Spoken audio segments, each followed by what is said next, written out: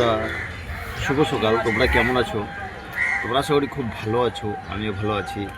আজ এক জায়গায় চলে এসেছি, আজকের ব্লগ দেখতে থাকো। খুব সুন্দর লোকেশন। আর আজকের মানে ওয়েদারটা খুব মেঘলা মেঘলা দেখেছি। রাত্রে আমাদের আর এখন আমি বর্তমানে গোবরাতে আছি। এখন গোবরা ঠিক ঘাটে আছি।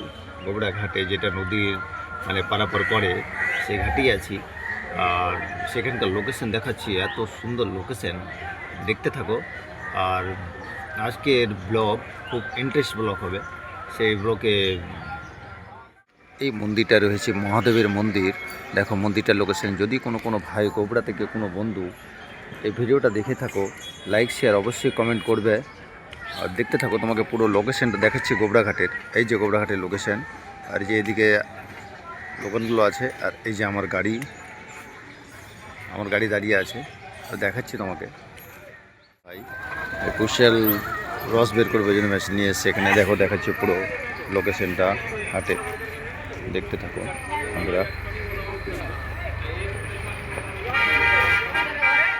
দেখো টোটো স্ট্যান্ড, কত জ্যাম লেগে আছে, আজকে হাটবার। আর এদিকে হাটের লোকেশনটা দেখো, পুরো হাটের লোকেশন, খুব সুন্দর লোকেশন। যদি কোনো ভাই গোবরা হাটে এসে থাকো, অবশ্যই এই ভিডিওটা লাইক শেয়ার কমেন্ট করবে। দেখো বন্ধুরা, কত জ্যাম আজকে হাটবার। এই যে লরিটা আছে, এটা নামবে এখন, লোড হবে। আর দেখো কত জ্যাম লেগে আছে। পুরো ঘাটের লোকেশনটা দেখো, খুব সুপার লোকেশন।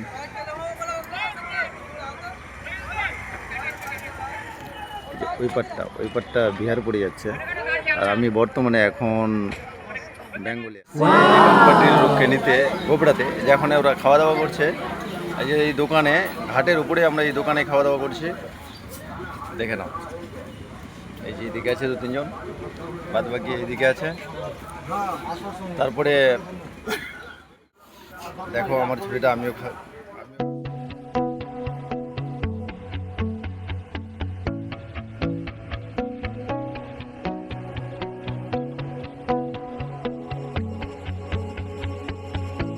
গোবরা থেকে আসার পথে বন্ধুরা, দেখো এখন বর্তমানে আমি ফতেপুর ঢুকছি।